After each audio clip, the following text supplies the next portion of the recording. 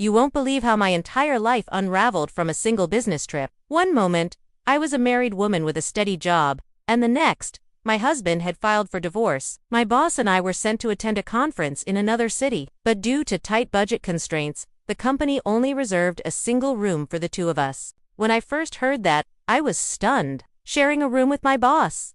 It felt inappropriate, wrong, but I told myself it was manageable. Just 2 nights, after all. We were both adults. We had spouses waiting for us at home.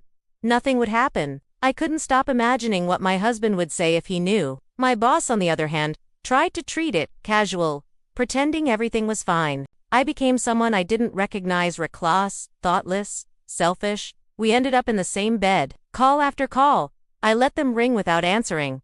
Fear held me back. I knew if I picked up, he'd hear something in my voice. He'd know. So, I let the silence grow, praying it would somehow shield me from the fallout. It wasn't planned, it wasn't smart, but it happened. And the worst part? There was no way to undo it. He asked around, talked to my assistant. They told him where I was, what hotel, what city. But as the evening wore on and the room grew darker, boundaries began to fade.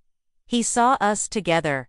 In that room, in that bed, the betrayal on his face was like a knife to my heart. He got in his car and drove away without another word, leaving me broken in a hotel hallway that suddenly felt colder than anything I'd ever known. The decisions I made on that trip cost me everything. I wake up every day surrounded by the fallout of one irreversible night.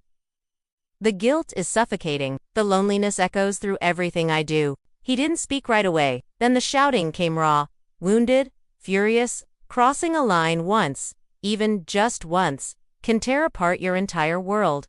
And the worst part, the silence after, the kind of silence that doesn't heal, it haunts. I tried to explain, tried to say it wasn't what it looked like, but there was nothing I could say that would make it right. He gave me some hush money, like that could erase everything. Then he fired me.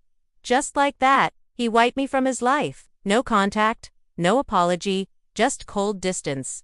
We talked, we laughed. We let our guards down. Then, somewhere in the silence between words, we stepped over a line we'd both silently sworn to avoid. This isn't just another story about infidelity. It's about how I lost everything: my sense of self, my marriage, and my career because of a chain of decisions I can never take back. Over the past few months, we'd shared stolen glances, private meetings, and occasional moments that blurred the line between professionalism and something more. But it never went fair until that trip. I kept telling myself that it didn't mean anything, that I was still in control. He was filing for divorce the next morning. I begged for a chance to explain, to make amends. I told him it was a mistake, a moment of weakness, but he didn't care. His mind was made up. But all that false confidence vanished the moment we walked into that room and found a single bed waiting. It started with what was supposed to be a routine company trip. That's what I told myself. What complicated things even more was the unspoken history between us. I felt a tight knot in my stomach as I stepped inside.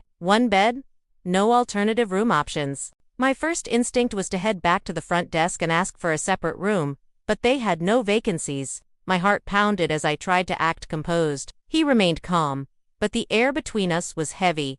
We both felt it. That first night was unbearable. I lay awake, staring at the ceiling, guilt flooding every thought. I lost myself that night. In those few hours, I forgot about the life I'd built, the promises I'd made, the woman I was supposed to be. Back home, my husband had been trying to reach me, but he didn't stop trying. When I wouldn't pick up, he drove to my office. I didn't know he was coming. When he showed up at the hotel, what he walked into shattered everything. He turned away and stormed out. I chased after him, pleading, crying, begging him to listen, but he wouldn't stop. When I got home, I found him packing my things.